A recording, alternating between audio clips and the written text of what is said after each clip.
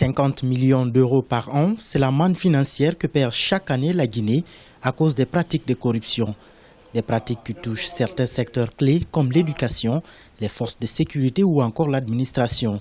Selon le rapport 2015 de l'Agence nationale de lutte contre la corruption, les pots de vin sont loin d'être la seule forme dans laquelle se manifeste la corruption et les pratiques qui lui sont assimilées. Une progression exponentielle. La corruption a progressé et continue de progresser.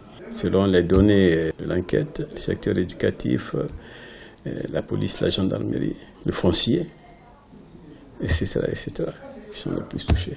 Aucun secteur n'est néanmoins épargné. Le rapport annuel de l'agence anticorruption identifie notamment les fraudes fiscales et douanières, les pratiques frauduleuses partagées avec les contribuables et les agents de l'administration financière, fiscale et douanière, et surtout la sous-évaluation ou la surfacturation des redevances à l'État.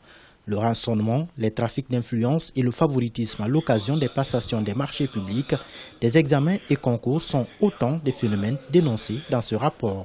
Cela interpelle toute la société guinéenne, à commencer par les pouvoirs publics, pour des actions énergiques contre ce phénomène, qui risque de remettre en cause tout l'essentiel des efforts qui ont été fournis jusqu'à maintenant.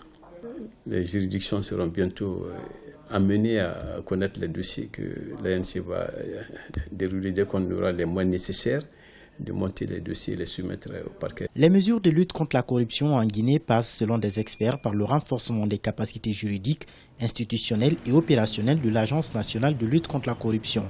L'abus de fonction, les conflits d'intérêts, l'enrichissement illicite, les fraudes et délits caractérisés restent encore des défis